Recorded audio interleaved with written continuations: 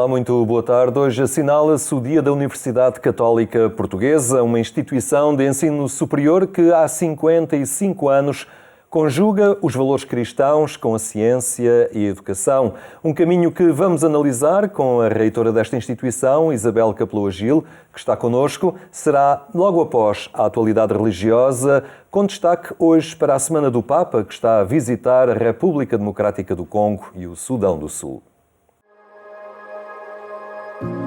Cari fratelli e sorelle, buongiorno.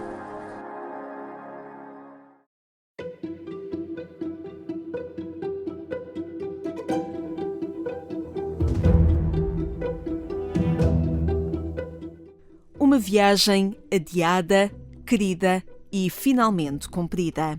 Francisco chegou à República Democrática do Congo esta terça-feira numa missão de paz. Apesar das suas limitações físicas, o Papa assumiu com determinação o objetivo de recordar ao mundo o drama de um país que perdeu nas últimas décadas milhões de vidas por causa da guerra e da ganância.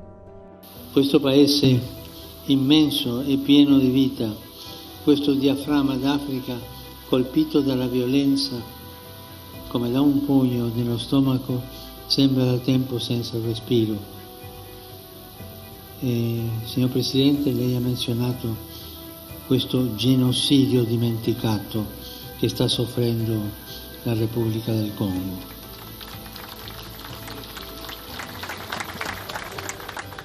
Il veleno dell'avidità ha reso i suoi diamanti insanguinati. È un dramma davanti al quale il mondo economicamente più progredito chiude spesso gli occhi, le orecchie e la bocca. Ma questo paese e questo continente meritano di essere rispettati e ascoltati, meritano spazio e attenzione. Giù le mani della Repubblica Democratica del Congo. Giù le mani dell'Africa, basta soffocare l'Africa. L'Africa non è una miniera da sfruttare o un suolo da saccheggiare. L'Africa sia protagonista del suo destino.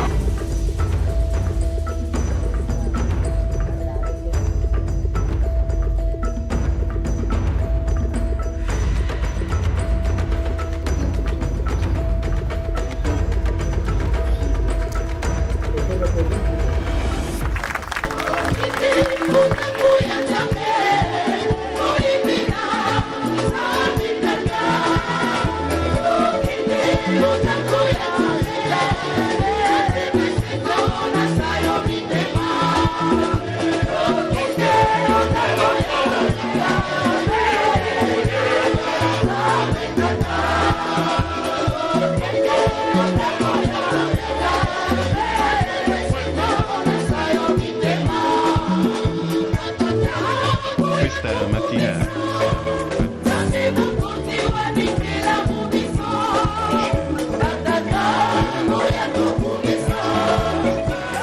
38 anos depois da última visita de um Papa ao país, a República Democrática do Congo vive a visita de Francisco em clima de festa, apesar dos conflitos que atingem o seu território. Mais de 1 milhão de pessoas responderam à chamada para a missa em rito zairense pela paz e pela justiça. Fratelli e sorelle, siamo chiamati a essere missionari di pace e questo ci darà pace. È una scelta, è fare posto a tutti nel cuore e credere che le differenze etniche, regionali, sociali, religiose e culturali vengono dopo e non sono ostacoli, che gli altri sono fratelli e sorelle, membri della stessa comunità umana, che ognuno è destinatario della pace portata nel mondo da Gesù. E credere che noi cristiani siamo chiamati a collaborare con tutti, a spezzare il circolo della violenza, a smontare le trame dell'odio. A quinta viagem do Papa à África decorre até domingo, passando a partir de sexta-feira pelo Sudão do Sul, numa peregrinação ecuménica pela paz no mais jovem país do mundo.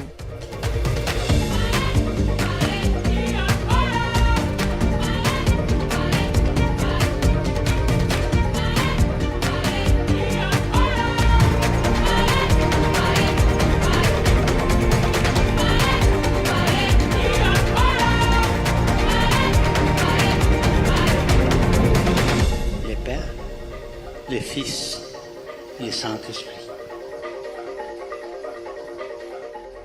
E non dimenticatevi di pregare per me. Arrivederci.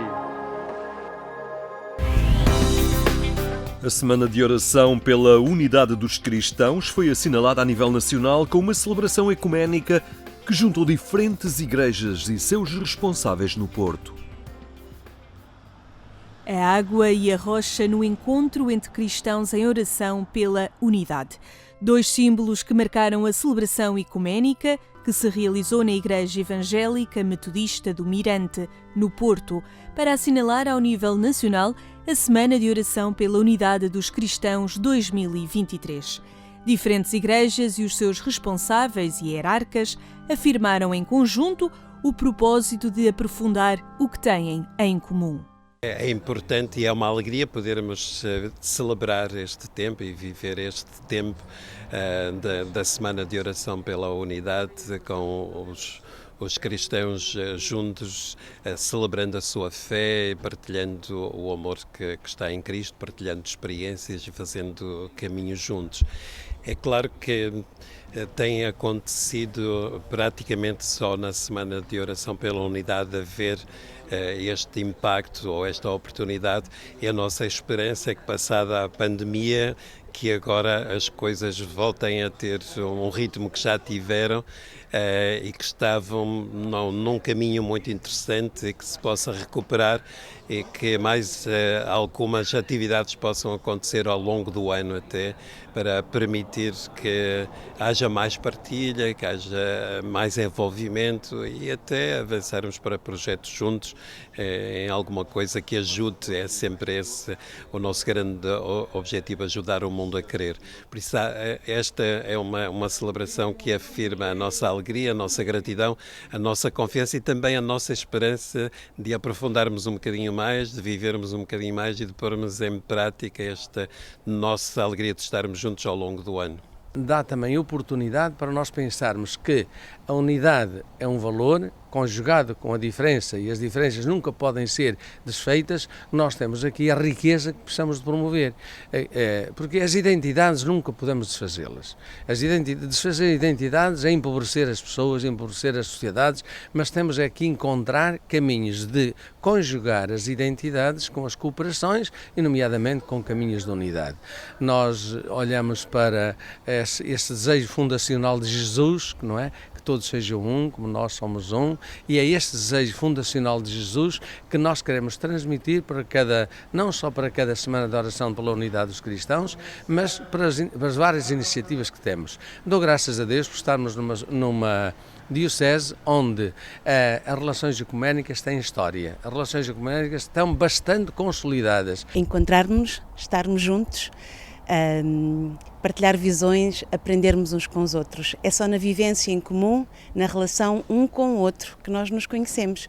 Se ficamos em nossas casas, se ficamos nos nossos sofás tranquilamente, então estamos a deixar para os outros. Viver o cristianismo é algo que se vive em conjunto, não individualmente. Aprendei a fazer o bem, procurai a justiça. Uma frase do profeta Isaías foi o tema que marcou a Semana de Oração pela Unidade dos Cristãos, que se realizou no Hemisfério Norte entre 18 e 25 de janeiro. Os materiais para reflexão e celebração mundiais foram propostas vindas dos Estados Unidos da América e alertaram para as questões do racismo e da discriminação. Estas situações de racismo e de intolerância, elas existem na sociedade americana como existem em outras sociedades. E entre nós também existem também algumas intolerâncias, sobretudo a dificuldade em nós entrarmos em comunicação, em comunicarmos e partilharmos preocupações e, sobretudo, tolerarmos posições diferentes, existem na sociedade em geral. Num tempo como o que nós estamos a viver, com tanta dificuldade e com muitas notícias complicadas, é fundamental que a Igreja, que tem por prática fazer o bem, o possa fazer ainda mais e possa ajudar a que as pessoas valorizem mais esse fazer o bem, esse cuidar, esse dar atenção, até o denunciar algumas situações onde a justiça não é praticada, não é vivida, não é feita. Para além da Igreja Católica, da Igreja Metodista e da Igreja Presbiteriana, marcaram presença responsáveis da Igreja Lusitana de Comunhão Anglicana, das Igrejas Ortodoxa Ucraniana e Ortodoxa Russa e da Igreja Evangélica Alemã do Porto. Canto, oração e reflexão marcaram a celebração ecuménica nacional, realizada na Diocese do Porto, onde existe uma comissão que une várias igrejas cristãs que apresentou o roteiro ecuménico para este ano de 2023, com conferências, novas celebrações, estudo e cantares de Natal.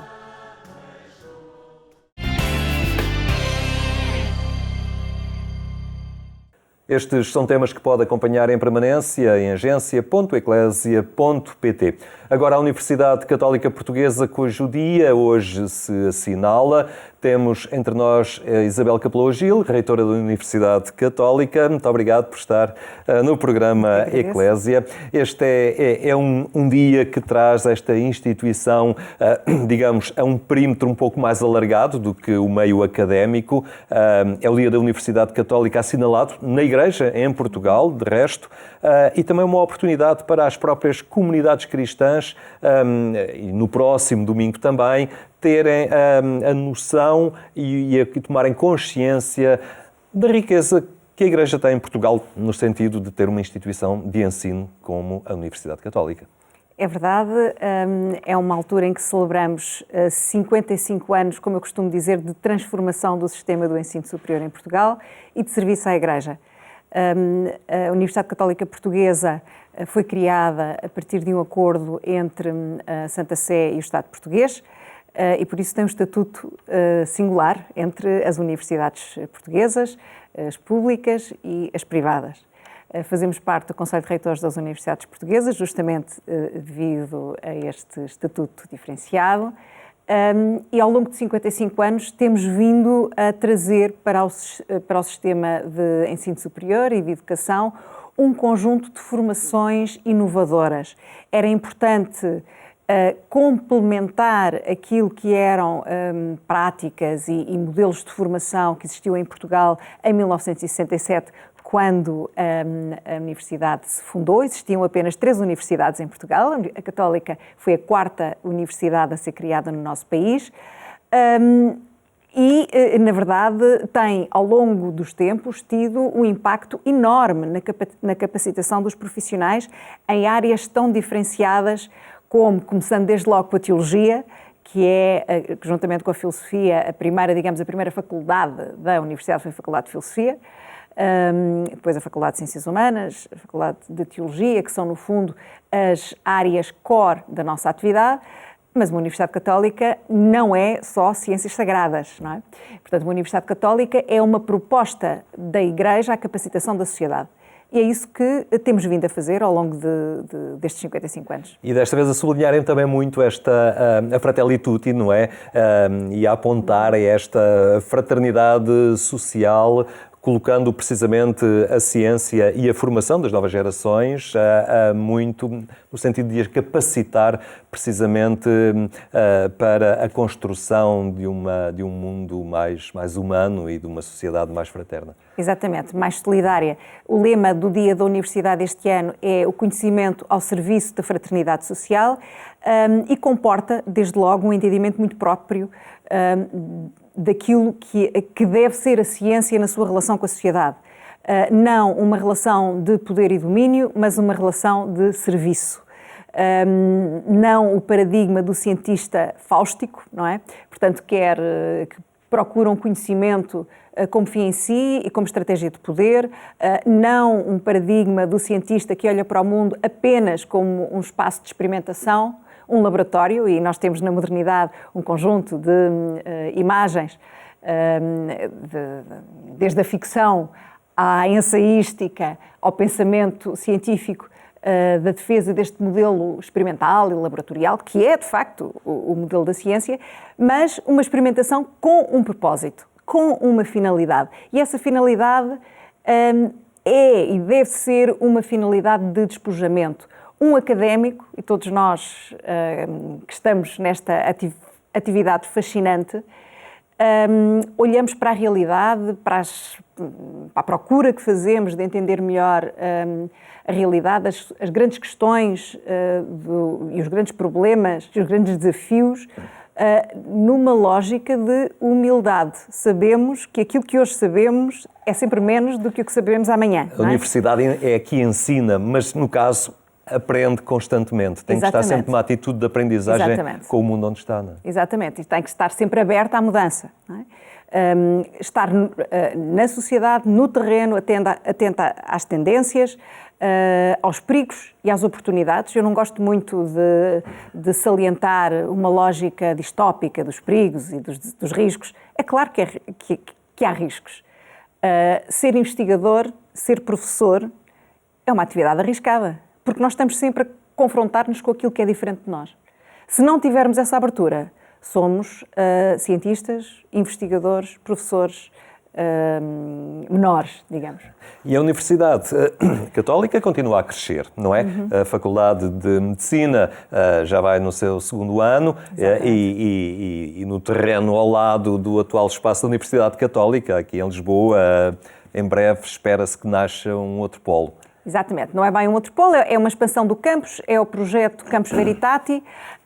Na verdade, a Universidade tem vindo a crescer muito nos últimos anos. Neste momento temos cerca de 20.000 alunos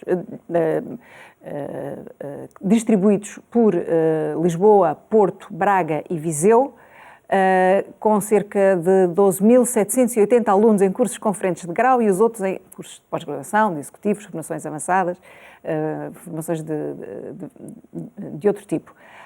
Ora, o que acontece na sede, em Lisboa, é que o último edifício construído é de 92 e, neste momento, a ocupação do campus é 3 vezes o que era nessa altura.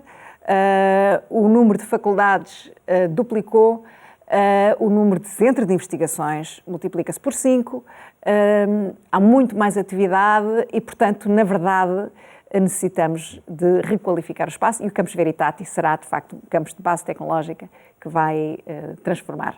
E quem circula pela Universidade Católica, o português já não é a língua, digamos, única. Cada vez mais alunos vindos de diversos países, não apenas da Europa, mas também do mundo, escolhem a instituição para fazer a sua formação científica. Exatamente.